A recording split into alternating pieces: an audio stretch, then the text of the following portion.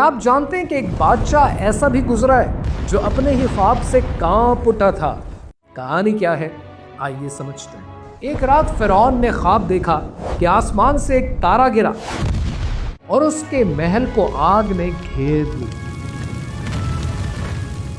صبح ہوئی تو اس نے اپنے نجومی بلائے اور انہوں نے کہا، ایک بچہ پیدا ہوگا جو تیری سلطنت کو مٹا دے گا۔ فرعون کے چہرے پر خوف اور غصہ چھا گیا۔ اس نے حکم دیا، بنی اسرائیل کے سب لڑکے قتل کر دو اور عورتوں کو زندہ چھوڑ دو۔ یوں زمین ماؤں کے آنسوؤں سے بھر گئی۔ معصوم بچوں کی چیخیں فضا میں گونجتی رہی۔ کچھ وقت گزرا تو درباریوں نے عرض کیا، اے بادشاہ، اگر سب لڑکے مار ڈالے گئے تو ہمارے کام کون کرے گا؟ فرعون نے غرور سے کہا، 1 سال قتل کرو، اگلا سال چھوڑ دو۔ یہ بات تفسیر ابن کثیر میں مرکوز ہے۔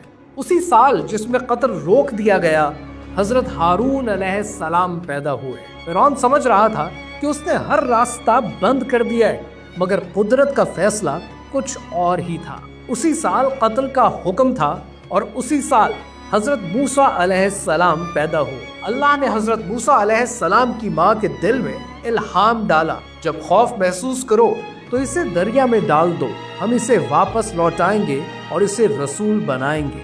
صندوق دریا میں بہتا رہا اور جا لگا فرعون کے محل کے کنارے۔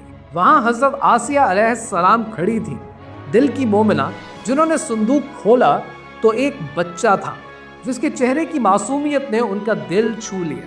انہوں نے کہا، یہ بچہ میری آنکھوں کی ٹھنڈک ہے، اسے قتل نہ کرو، شاید یہ ہمیں فائدہ دے یا ہم اسے اپنا بیٹا بنا لیں۔ فرعون خاموش ہو گیا اور وہی بچہ جس کے قتل کا حکم تھا اسی کے گھر میں پالا گیا۔ پاسباں مل گئے کعبے کو صنم خانے سے۔ God works in mysterious ways۔ اللہ سبحانہ و تعالیٰ جسے چاہتا ہے عزت دیتا ہے، اور جب آپ کو اپنی زندگی کے کسی مسئلے سے نکالنا ہوتا ہے نا، تب اللہ چاہے تو آپ کو ان مسائل سے ایسے باہر نکال دیتا ہے کہ آپ نے کبھی سوچا بھی نہیں ہوتا۔ لیکن شرط یہ ہے کہ اگر آپ کا ایمان مضبوط ہے تو اس کی مدد ضرور آئے گی۔